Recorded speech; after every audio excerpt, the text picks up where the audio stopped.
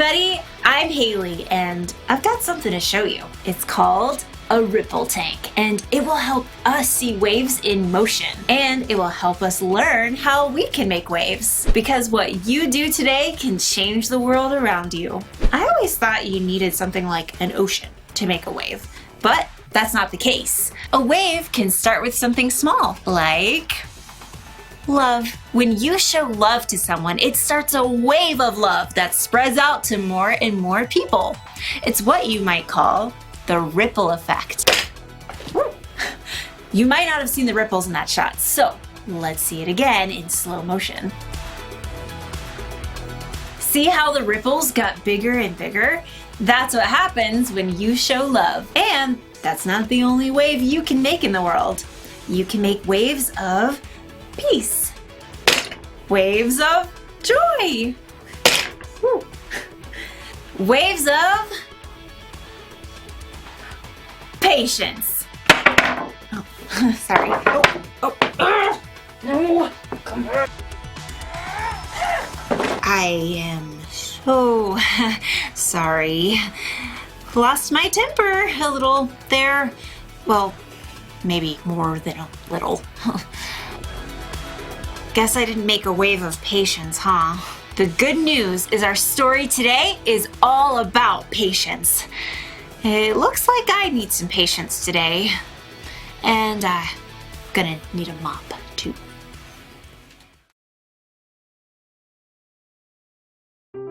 The Bible. It's 66 books of history, stories, letters, and poetry that fit together to form God's one big story. The epic adventure of how He created us and loves us so much that He made a way to rescue us. As we travel through the Bible, from Genesis to Revelation, we discover people who met God and found their lives changed forever. Now, for an amazing story, inspired by the book of Proverbs, chapter 15, verse 18. King Solomon, one of the wisest men to ever live, collected many wise sayings in the book of Proverbs. Chapter 15, verse 8 tells us, "A person with a bad temper stirs up conflict, but a person who is patient calms things down." Let's see how this truth might play out in our lives today. Izzy stared at her mom in disbelief. But theater camp is the best week all summer. I feel totally fine. Dad tested positive. He's okay, but he's got to quarantine, and I think the rest of us better stay home this week too. This is so not fair. Just like that, Izzy went from a whole week of fun with her friends at theater camp to watching her younger brothers at home while her mom worked. Can't they just go over to Aunt Rena's? That was the plan, but we don't want anyone else to get sick. We're not sick. It's just a week, sweetie. We'll do something fun later in the summer to make up for it. The next morning, Mom rushed through the kitchen. I've got to be on a Zoom call in 5 minutes. Jack, Ben, you listen to Izzy, okay? She's only 2 years older than me. She's in charge. I'm gonna play Mind Build. No screens until after lunch. Get outside this morning. Outside? Or read. Do something creative. I was supposed to be practicing Hamilton songs. Mom headed upstairs, leaving Izzy with her brothers. Okay, guys. Pick something for breakfast. French toast. Great. Get the eggs, Jack. Get the eggs, Jack. Jack! I'll get them. Bread, vanilla. Don't you need a recipe or something? It's in my head. I'm not eating something you just made up in your head. I'm not. Everyone loves my... Izzy turned to see Ben reaching up for eggs on the top fridge shelf. Careful! Izzy stared in horror. 15 eggs had exploded all over the kitchen floor. Izzy exploded too. Ben, you're such a klutz. I'm sorry. Don't yell at him. Yeah, well, if you'd gotten the eggs like I said, he wouldn't have dropped them. I'm eating cereal. Izzy grabbed a roll of paper towels and shoved them at Jack. Not till after you clean up those eggs. No fair. Yeah, well, life's not fair. Izzy slammed the fridge door shut, which made 2 cereal boxes on the top of the fridge tip over and land in the egg mess. You can clean up your own mess. Jack stalked out, slamming the kitchen door behind him. I'm hungry. Izzy grabbed an egg-covered box of cereal out of the mess. Here. Need milk. I can't get the milk till I clean up your stupid mess. I said I was sorry. You're being mean.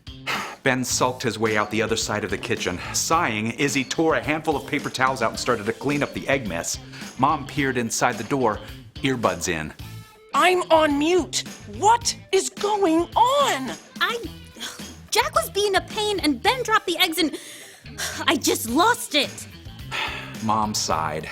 She typed a quick message on her screen, took out her earbuds, and set down her computer. Then she grabbed some wet wipes and started to clean alongside Izzy. I know this whole week isn't fair. I know your brothers can be annoying, but I really need you to take a deep breath when you want to snap. Why does everybody think deep breathing will fix the world? It doesn't, but it does give you a chance to think, to ask God for help and remember what's true. Mom gingerly tapped on her screen with an uneggy finger. Read this for me, okay? Izzy bent over the screen, trying not to drip egg. A person with bad temper stirs up conflict, but a person who is patient calms things down. Proverbs 15:18. I bet King Solomon or whoever wrote that down didn't have younger brothers. Trust me, Solomon's family was not perfect either. I'm sorry, Mom. Hey, I feel like snapping too. But right now, I have to jump back on this call. Think you can calm things down with your brothers? Yeah, I guess. Izzy finished mopping up the egg mess. Then she checked the pantry and then went upstairs to the boys' room where Jack was sketching furiously and Ben glowered from his bunk, clutching his stuffed lion. Guys, I shouldn't have yelled. I'm sorry, but I did find this new box of sugar bombs way in the back of the pantry. Oh, yeah! Mom only lets us have those for snack. It's a special week, and I'll make sure we have eggs to do French toast tomorrow. So the three siblings marched back down to the kitchen for giant bowls of sugar bombs. Yay! Ben managed to splash his milk all over the table. Oops. Ben! Izzy could see both Ben and Jack brace themselves. She took a deep breath. It's fine. I'll help you clean up. And after breakfast, we can get out the slip and slide. Yes! You're going in the mud. Nope, it wasn't the way Izzy thought she would be spending her week, but if she could keep her temper, maybe she would have fun after all.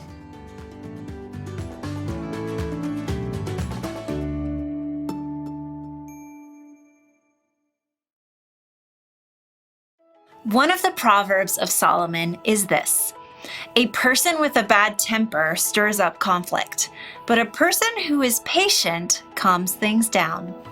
So, what kind of things make you impatient? Do you get angry at other people when they don't act the way you think they should? Or when they get in your space or mess with your stuff? Do you get angry when things happen beyond your control, like accidents or sicknesses or bad weather? Maybe you get angry at yourself when you mess up. There are a lot of things that can make us impatient. We want to make waves, right? Start a ripple effect. But when you're not patient, you can make a wave too. More like a tsunami. Yeah. Patience is one of the hardest virtues to get good at. It takes a lot of time and a lot of practice. So, when you feel like you're about to lose it, you can try taking deep breaths. Or you can count to 10 or 20 or however long it takes. Or you can talk to God. When you put your trust in Jesus, the Holy Spirit can help you show patience. When you learn patience, you can go from someone who makes a mess to someone who calms things down.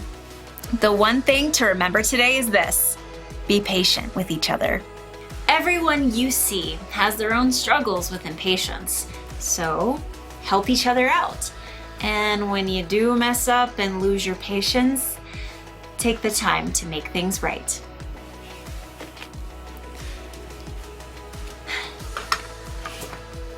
I'll see you next time.